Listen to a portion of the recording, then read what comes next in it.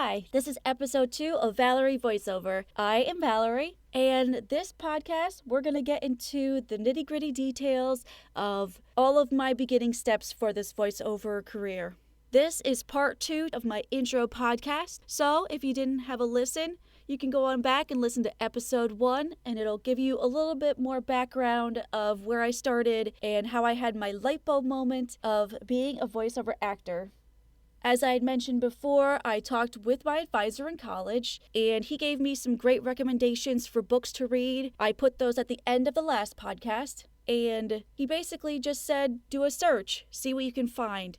It's an ever-changing industry, and you're really going to have to try to keep up on what's going on right now. So I did some Google searching, and I found the Backstage website. Backstage is a huge resource with all performing artists. It's like a huge repository of various auditions for anyone that's a performing artist, including television actors, film, commercials, even theater actors. They have various auditions for events, backup dancers, voiceover, everything, you name it. So I went onto the Backstage website to see what kind of work and auditions they had for voiceover actors.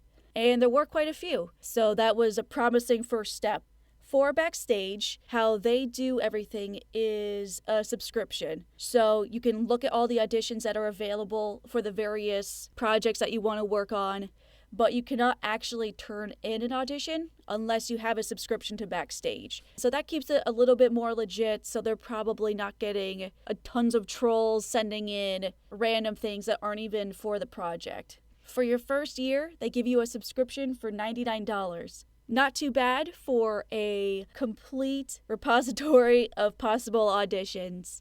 They've got tons of resources for casting. In fact, their tagline is the most trusted name in casting since 1960. After your first year, if you stay with Backstage, there's 3 different plans that you can go on. There's the monthly plan, which would be $19.95 a month. You can do it in 6-month increments, paying $16.66 a month. Or the most economical is getting another annual plan that's billed at one time for $12.50 a month. So that works out to $150 a year to continue your Backstage subscription. I subscribed to Backstage in May of 2015. As I was looking through Backstage one night, I came across a webinar that was going to be basically what my podcast is. It was someone who is a professional explaining everything about the starting process of becoming a voiceover actor. Her name is Rachel Messer, and she is a very successful professional film, stage, and voice actress who has worked on countless cartoons. She does video game characters, and she also does some film and theater work as well. So after looking at her website, I thought this might be a legit place to start and getting some more information about the process from someone who is actually currently in it. The webinar was approximately 2 hours and $35, and that was her very conscious decision to help people out for a very cheap price, because some of these things that I'm going to talk about later do get very, very expensive, and the sky is the limit when it comes to equipment and computers and software. So she wanted to make this accessible for everyone, and at $35 I thought it was a pretty fair price. And so I signed up to do this in June of 2016. So for the webinar, she basically starts right from the beginning and talks about how our bodies make sound, how you can do various sounds, either using your nose, using your throat a different way, the shape of your mouth. She talked about various equipment that you would need to do professional auditions. You're going to need a microphone. You're definitely going to need software, which would be a digital audio workstation, and you're going to need headphones so you can hear what your auditions or recordings actually sound like and not just use your computer speakers, which may be a little bit off compared to what actually is on the recording. She talked a little bit about auditioning, how you can use the pay-to-play websites, or you can send your demos to various casting agencies or agents to get auditions from them. She also gave some tips for what to watch out for when you're actually looking for an agent, which can be helpful because you never know what you might find on the internet and people are more than willing to take advantage of you if you let them. She talked about how you warm up before you do recordings and the various vocal exercises that you can use. She's a theater actor, so they do a lot of this right before they're going out on stage, and it makes sense to do it before you also sit down and record 20 minutes of audio. Warm up your voice, warm up your breathing, all that sort of stuff. She talked a little bit about how taking acting classes can really help you because you're not just a voice as a voiceover artist, you are a voiceover actor, and if you just read something off the page, it's not going to sell very well compared to the various emotions you're going to want to put through your work. Most auditions are pretty specific with what they want it to sound like, and you have to be able to hone in on what they want, but also do various versions. You can't just look at something that says, we want a fun, energetic read, and do it at the same time with 3 takes. They want a little bit of variety. So she promoted taking acting classes so you can get more into the mindset of being an actor and taking this on as a role, being a character. One of her biggest points of the webinar was keeping yourself current with what is popular now. You might have a great radio announcer voice from the 1950s, but if no one's hiring for that type of voice, you're not going to find yourself with a lot of auditions or jobs using that character. So you want to keep current with what's currently on TV for commercials. If you're doing narration, you're going to want to see what they're doing for documentaries and more nonfiction type work. If you're doing cartoons, you want to see what type of animated shows are out there now and what type of voices they're using. Are they realistic? Are they going a little loony? Are they mostly children? Or we have adults that are characters on shows? What do their voices sound like? And could you fit into that market? She touched a little bit on demo reels and the type of reels that you can do as a voiceover actor.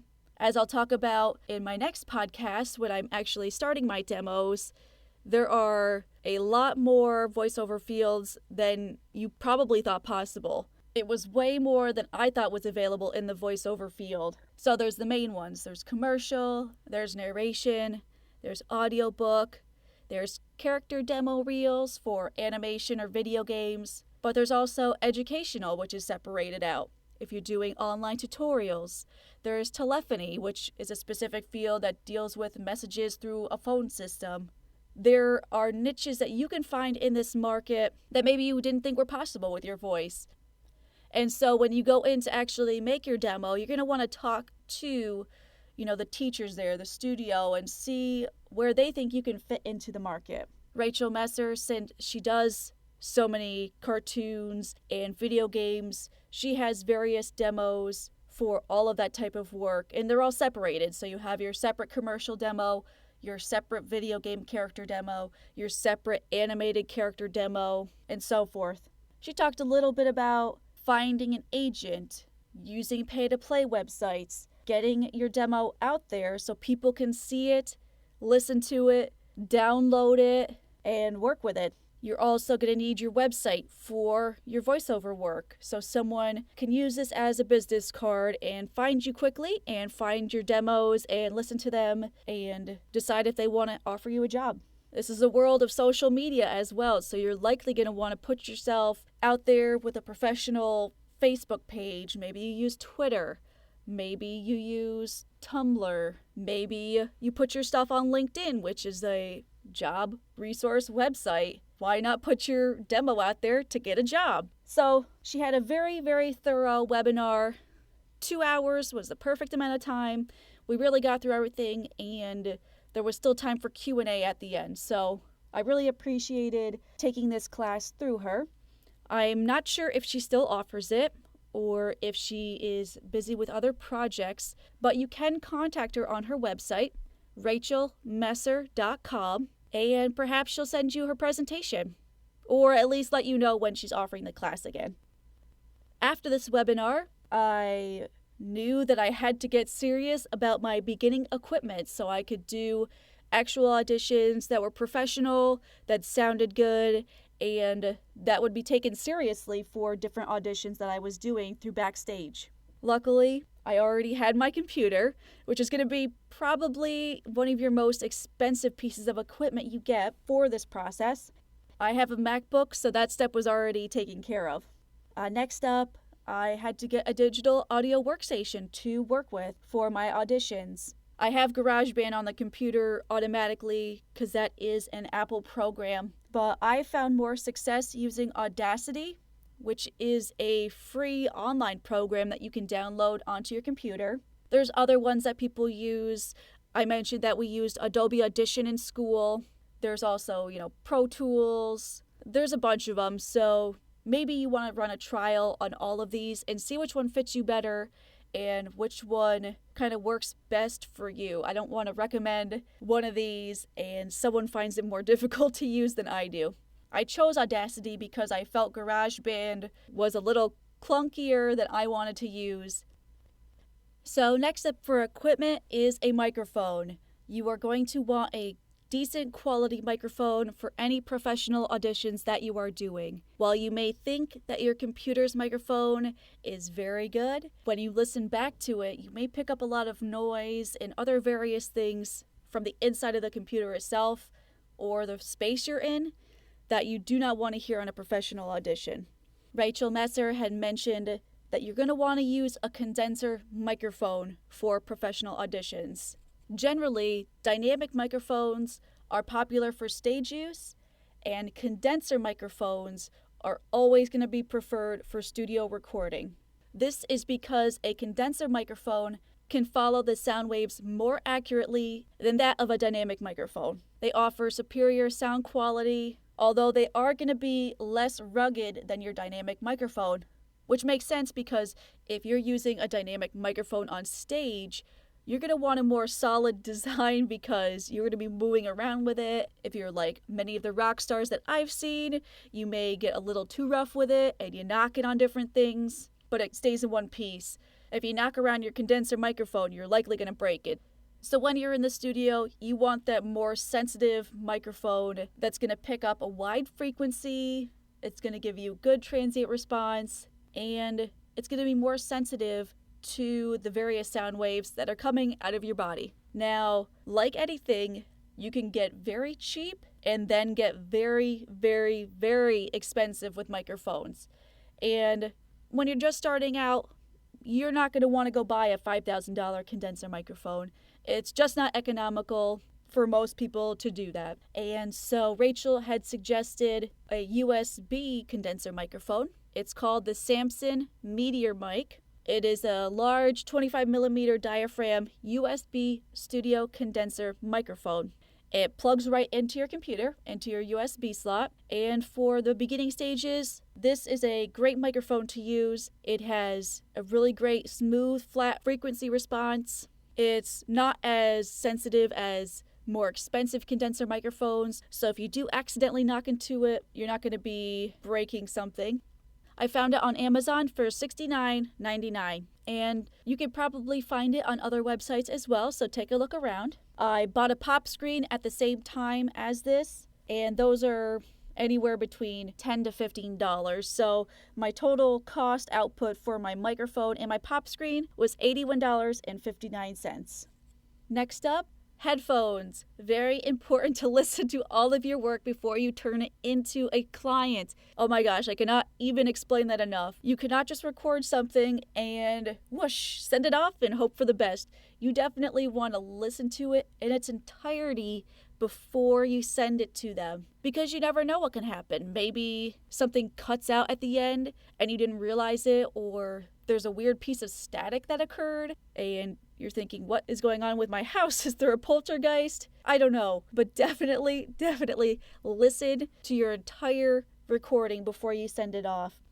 And how do you do that? Well, with a good pair of headphones. I, again, was taking a easy way out, and I got a great pair of headphones from my grandparents for Christmas while I was in college, because I knew I would need them for future projects. I had told you guys that I worked in a radio station and as a wedding DJ, and so I've been using these headphones for a very long time. They are super comfortable. I can wear them for hours and really not feel them. So I also recommend getting a very comfortable pair of headphones because you're going to have them on for a long time. I got the Audio-Technica ATH M40FS in, I think, Christmas of 2011. Because our technology is changing so quickly, they no longer sell this version, but a comparable version that you can find on Amazon or even the Audio Technica website itself are the ATH M40X professional monitor headphones. These are $99 on Amazon. Again, you could probably look around on the internet and find them for a little bit cheaper. But again, be careful with going too cheap because you really want a high quality headphone to be able to hear all of the sounds that you are making on your recordings. They have professional grade ear pads with headband material that is super comfortable. You can wear them forever. I will note that my headphones, being professional monitor headphones, have the 1/4-inch jack on them. So it's going to be bigger than your typical earbuds or headphones that you get that you plug into your iPod or your phone. This is a 1/4-inch jack, so if you do not have a capability to plug that in, you're going to have to get an adapter that can change it from the 1/8 inch to the 1/4-inch jack. Next up, you're going to need something to pad your little recording area so you don't have a lot of sound bouncing off hard surfaces, hard corners. Basically, you want to be in kind of a padded room. Now, when I first started out, I basically recorded in my closet because I had a little stand for my computer, my microphone, but also, more importantly, I had clothes in there to dampen the various noises that can pop off of hard surfaces and hard corners. So, if it comes down to it and you have to get in your closet, just make sure you surround yourself with a bunch of clothes or coats or blankets even to kind of cover up all the hard surfaces in that area. I luckily have a little space in my house now that I could set up as a little recording area. So I have 3 moving blankets that are on the rear of me, which I have hung from the ceiling and go all the way to the floor to kind of block off this corner of the room from all the sounds that come outside of it. I also went to my local guitar center and got acoustic panels for the front side of me, what's behind my computer and what's on the walls of my little recording space. You could likely go to any music store in your area. I just happen to have a guitar center right down the street from my day job, so it was a perfect place to just stop in and actually see what they had available. They use these for music recording studios as well, so why not buy them for voiceover recording? I ended up going with the Ultimate Acoustics 12-inch acoustic panel wedges. They are $12.99 each, and I bought 7 of them. My recording space is like a triangle. It's a corner of the room, so I have the moving blankets on the rear side of me, and then I have the baffle panels on the 2 walls that are in front of me, as well as some on the ceiling. And I set them up so they have different patterns that are next to each other because the wedges, they're 12-inch squares, so you can put them where your wedges are vertical or horizontal. So I kind of mixed it up a little bit to dampen as much noise as possible as I can from this recording area, so I have much cleaner recordings. And that's really it for my beginning equipment. So you want to make sure, again, that you have a good computer, you have your digital audio workstation software, you have a decent microphone, a good pair of headphones, and I didn't mention too much about it, but you're going to need a pop screen to take out your pop and P sounds or your S sounds that you can get if you get your sibilants going for your various S sounds. Pop screen, a big help for that. They're not that expensive. Like I said, between $10 and $15 for one of those, and it's really going to help, and you'll notice it when you listen back to some of your stuff that you're recording. So now I've read the books, I've gone on Backstage and subscribed, so I'm looking at auditions. I took a webinar from a professional to see what they had to offer and knowledge. I've got all of my basic equipment ready to do professional auditions. So next step, get those auditions done. You can go on Backstage for auditions, but you can also set up a search function on their website to send you emails of auditions that would be relevant to you. So I think it's a good idea if you actually do subscribe to Backstage to kind of hone down what type of auditions you're looking for. Because in this world of email, you can get bombarded with so many that it's hard to focus on the ones that you actually need to pay attention to. So I think if you do your search function to get it down to more manageable, you're just looking for voiceover work in the New York City market, go. Or you could even set up things for age limits, so you can only do voices from teen to 40. If you have a younger sounding voice like I do, that tends to be what I try out for. I can attempt to do an older woman voice, but it sounds kind of like a mix between like a ghost and a witch, because I'm trying so hard to make my voice sound older that I get a little bit too much vocal fry in there. Which might work for some roles, but I think for a lot of them, they want a more natural sounding woman selling, medicine or selling a car or jewelry or perfume. So when you're putting on your search parameters, do something realistic to what your voice can actually sound like. Through my various auditions on Backstage, I was actually contacted by Idiom Talent Agency to submit an audition to them for representation. Idiom has over 30 years of experience with corporate level voice talent, and they do commercial representation, they do narration work, they do local, they do regional, as well as international work. So you could have jobs that are for America, or you could have jobs that are overseas. They have offices in the United States, Hawaii, Thailand, and India, so they're pretty widespread for their agency. So I was honored to be asked to audition for them to represent me.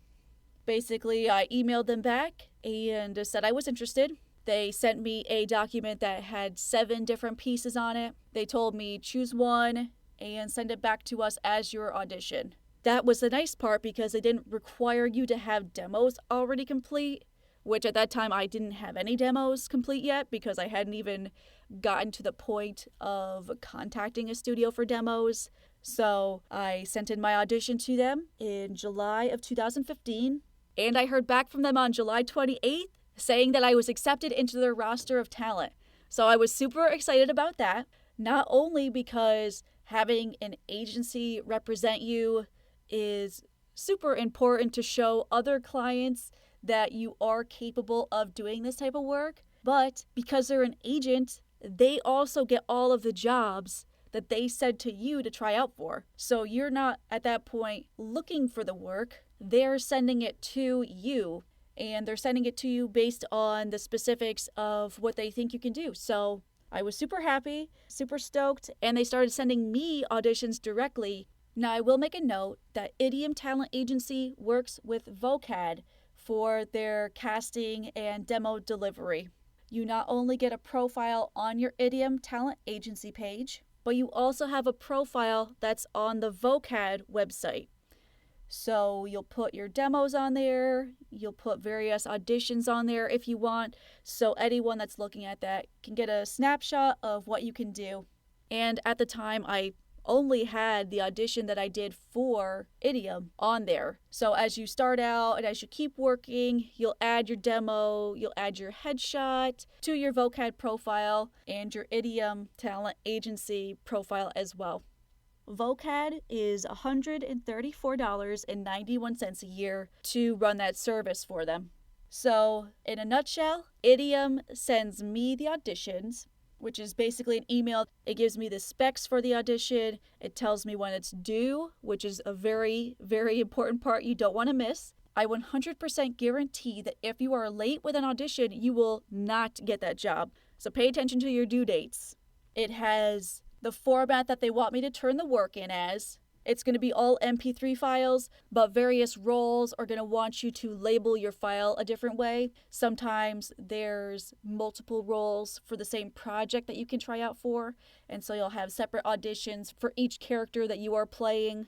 And of course, the script for the audition is going to be attached to that same email. So I open up the script, I record my audition. Most of the time, I just get one take to do it in. But various roles, sometimes they'll have you do 3, sometimes they'll have you do up to 5. And even for some of the more cartoony or video game roles, you're basically just going to be making various sounds and noises and grunts and like action moves. And so those are typically also one take, but it's not like a prescribed time limit. So those ones are kind of fun to do. Once I have my MP3 file set, I send it back to the Idiom Talent Agency email address that they sent it from, and then they submit it on Vocad for the actual client to listen to on that. So it kind of makes it easier for the client, I think, to use Vocad because then they have everything all in one spot. They're not opening up 100, 200 emails with, various attached MP3 files. It's one page that has all of your auditions ready to go on it. Like I said, once you get demos, once you get a headshot made, you're going to want to send those into Vocad and your agent as soon as possible so that they can be posted, because if they're not posted, no one can see them or hear them. I had mentioned that Rachel talked about taking acting classes as part of your learning base for becoming a voiceover actor. So I was looking in my local area, the capital region of New York, to see what was available. Because there are various colleges around, I found something very quickly and signed up to take 8 weeks of classes with the Blue Horse Repertory Company. These adult acting classes were at the local college that has a theater program. These classes were held for 3 hours once a week. I went in not knowing what to expect at all for what I would be doing. So basically your first class is just kind of seeing what's up with the class. You try to do some improvisation to build your confidence. She had us doing all kinds of weird things, different emotions. Towards the end of the class is when we would get into the monologues and the character work and different scene studies if you had multiple people that were working together. So that would consist of individuals going up to the front of the class, working through the lines, trying to make the scene really stand out. I didn't do that for my first class, clearly, because I didn't have anything prepared. But at that first class, she gave us a monologue book that has various famous monologues from theater, from film, from television, and told me to pick one out for the next week that I would work on. I'd read through it, see if I could get some emotion out of it, see what the character was actually thinking while they were speaking or doing something. Like, I guess the cliche is, what's their motivation? Why is this being said? Why is it important that this is being said? How it's being said? Who they're saying it to? So then, over the course of the next 7 weeks, I went over a piece from The Typist, and I was playing the secretary, and I had someone else from class work with me as the male co-worker in that scene. So it was really an interesting 8-week experience, and I hadn't been doing any drama classes since high school, so it was really useful for getting back into the mix of thinking about why things are said, why did they write it this way, and how can I make this believable? Because you don't want something that's, again, a dry read, monotone, unless that's what they're actually asking for. You want something that sounds like the person is talking to you directly. I took those classes from August through September of 2015. The 8 weeks of classes were $325.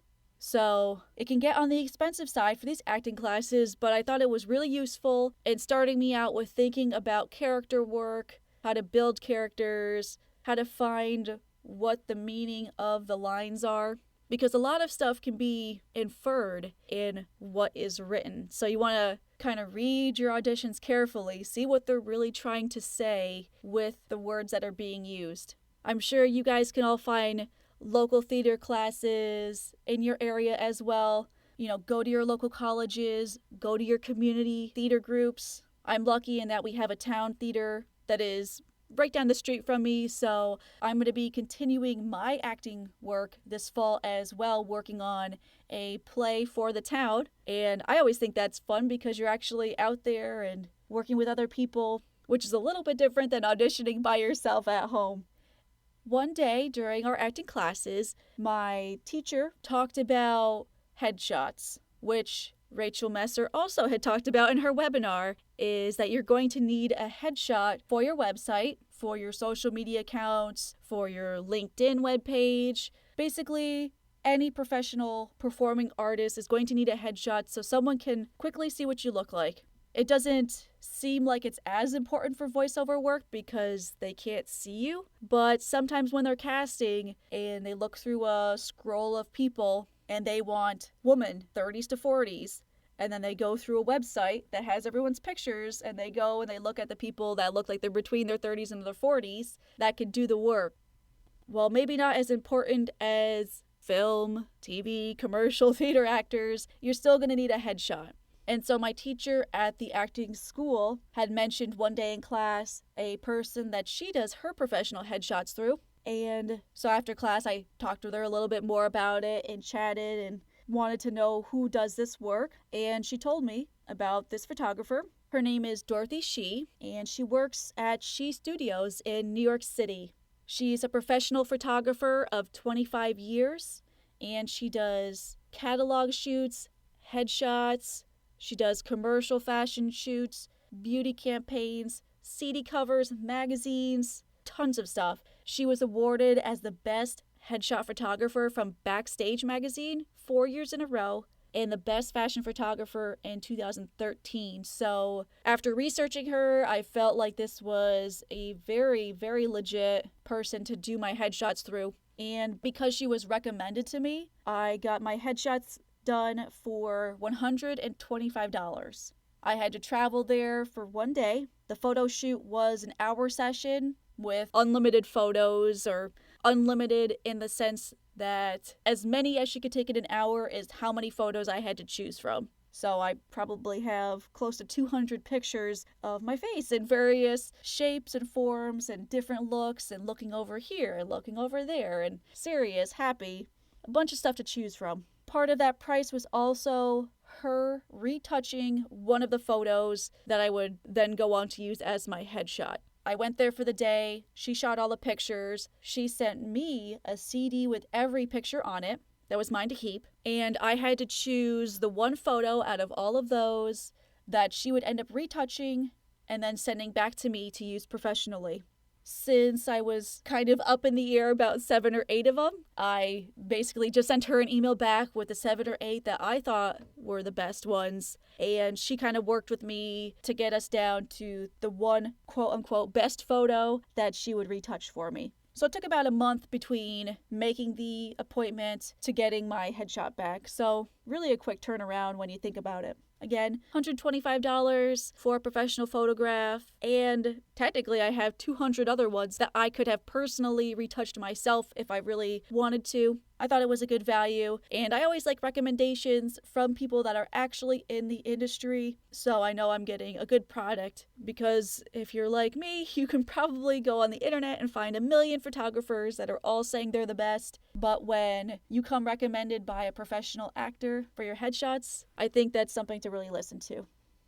So, as I am winding this down, a lot of information, a lot of stuff to start out with, and it can get kind of pricey. So I'll just touch on some points again. There's always going to be great books that you can read at the library for free. So if you're just starting out and you don't know if you want to take the next step, just go to the library and get some books and read them and see if it's something that really truly interests you. Because as you can tell by the end of the podcast, this can get very expensive very quickly. And if it's not something that you really, really want to do, you can spend a lot of money and then have equipment sitting in your basement collecting dust. And I don't want anyone to have to do that. I like to be frugal with my money and spend it on things that I think really matter. Hopefully some of these suggestions helped you guys out as well, or at least got you in the direction of what you think is going to be important to get as an initial setup for your voiceover work. As I said before, microphones, headphones, computers, these can all run the gamut from very cheap to ridiculously expensive. So really research some of these things before you buy them. Don't just take my word for it. I like what I use, but maybe you guys have other preferences, so definitely put your research in before you buy anything. And with that, I think we're going to sign off for now with Valerie voiceover. Next time, we're going to get into the nitty-gritty about demos and everything involved with contacting a studio, talking with them about what you want to have on your demo, getting your pieces together, getting your coach in place, actually doing the work to get your demo into its final MP3 form. Thank you guys so much. This is Valerie voiceover. Have a good one.